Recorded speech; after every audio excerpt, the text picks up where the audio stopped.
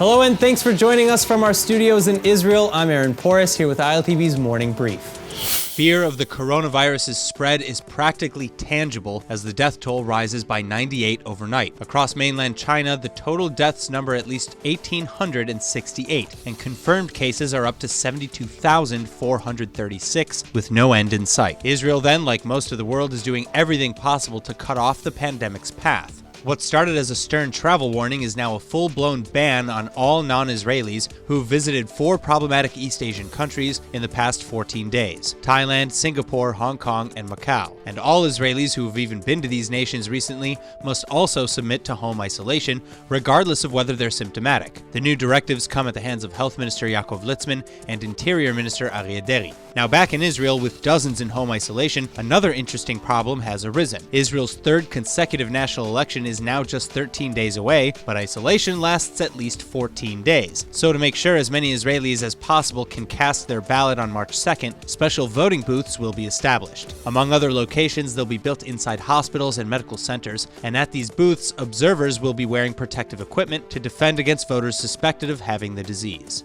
Israel is going down under. Literally. Israeli President Reuven Rivlin will be making his first official visit to Australia this week, which will even include stopovers in the Fiji Islands and Los Angeles. Diplomatic relations between Australia and Israel are strong, and Rivlin will be meeting with members of the Jewish community in Sydney and Melbourne. The Israeli president will also be visiting with a business delegation from the Manufacturers Association of Israel and the Israel Export Institute, and he's expected to open the Australian Securities Exchange with the traditional ringing of the bell, as well as to visit a warship. Now, this official visit comes just a week after Australian Parliament members united in pushing Israel to immediately extradite former Melbourne school principal Malka Leifer from Israel. Leifer faces 74 charges of child sexual abuse in Australia, but is currently in Israel, claiming that she's not fit to stand trial.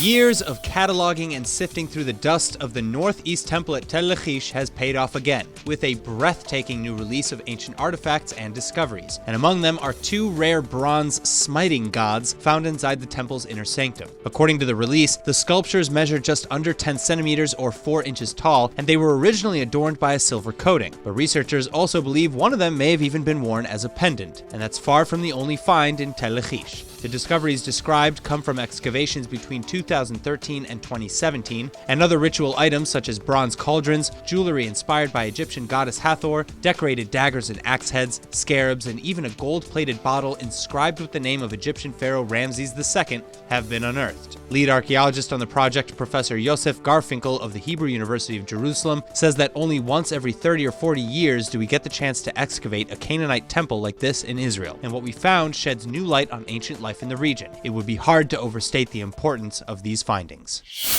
That's all for now, but for more news from Israel, remember to like ILTV on Facebook and on Instagram, and to subscribe to us on YouTube. I'm Aaron Porras, and see you later with our main daily broadcast from Israel at 2 p.m. Eastern Time.